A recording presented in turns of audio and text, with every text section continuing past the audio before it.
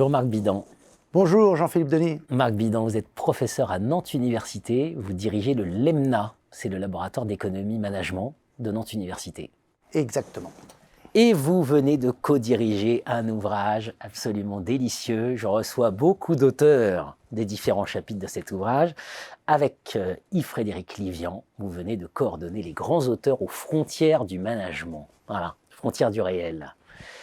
Marc Bidan, comment on en vient à se dire il faut explorer aux frontières? Eh bien, aux frontières, pourquoi aux frontières? Pourquoi pas aux confins? Pourquoi pas aux limites? Et là, on a eu une grosse discussion avec Yves-Frédéric Livian et on a cherché les frontières, c'est-à-dire le front, là où il y a le combat, là où des armées s'affrontent, tristement actuelles en ces jours sombres. Donc on a été chercher qu'est-ce qui se passe frontalement, là où les idées se combattent, là où les disciplines se combattent, et quelle est la légitimité de la nôtre, qui est très jeune, par rapport à celles qui sont anciennement installées.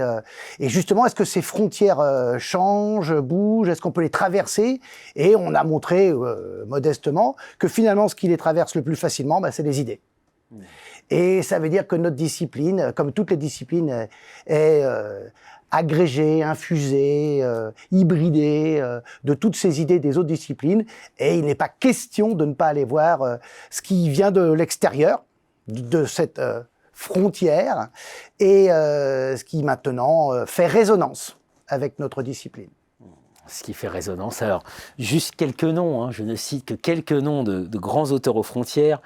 D'ailleurs, je vais recevoir les auteurs de ces chapitres sur ces grands auteurs. Fernand Braudel, Michel Foucault, Hannah Arendt, Bob Dylan. Bob Dylan, exactement. Bob Dylan, on en reparlera probablement. Ultérieurement. Voilà. Alors après Ludwig von Bartholomé, Alain Supiot, donc des Français aussi. Nantais d'origine. Professeur du Collège de France, Alain Supiot, ou encore Whitehead. Voilà. Oui. Quelle originalité!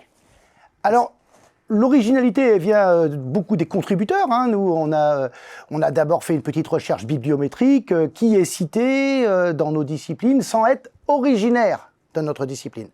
On a écarté ceux qui avaient déjà été largement traités, notamment dans cette collection des grands auteurs. On a écarté des économistes, on a écarté des grands philosophes, et on s'est concentré sur globalement le XXe siècle.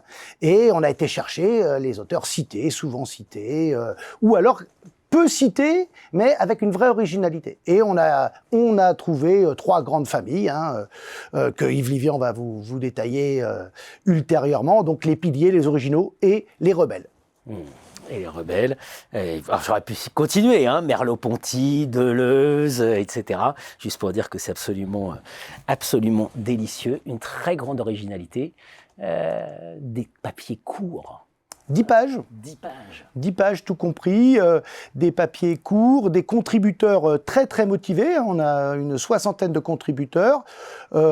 Certains papiers ont été écrits à 3 ou à 4, avec évidemment des contributions originales. Quand on parle de Émile Zola, de Machiavel, de Deleuze, de Taleb, etc., on ne peut être qu'original dans son apport en management. Ce qui nous intéressait, c'est en quoi un Machiavel ou en quoi un Orwell ou en quoi un Zola a un apport dans notre discipline et quelle est sa résonance actuellement. Voilà. Et les contributeurs ont joué le jeu et on a eu beaucoup de chance, ça s'est fait assez rapidement. Le confinement a aidé, bien sûr. Et en un an et demi, on a collecté donc 41 grands auteurs avec une 60aine de contributeurs. 41 grands auteurs pour se régénérer aux frontières du management, c'est-à-dire sur les lignes de front. Exactement. Cette image. Là où il y a des combats, et c'est un combat actuellement pour les sciences de gestion et du management, que d'exister. Je rajoute une petite question, Marc Bidan. Quand on coordonne un ouvrage comme ça, voilà, une fois que c'est fait, le chemin parcouru, comment on est différent entre le moment où on a lancé l'ouvrage et après avoir reçu tout ça? Ah oui, j'ai eu beaucoup de chance de côtoyer tous les lundis à 14h30 par téléphone Yves Livian. C'est quand même quelque chose. C'est une vraie chance. Et j'ai eu la chance de côtoyer par mail, par téléphone, par visio, tous ces contributeurs qui nous ont fait beaucoup de bien, qui nous ont rafraîchis. voilà, on n'est pas tout seul, on a eu la chance d'aller voir ailleurs et la frontière peut être dépassée. Voilà. Voilà. Ouvrons les fenêtres ouvertes sur la gestion, faisons entrer le vent frais. Merci Marc Bidan. Merci à vous.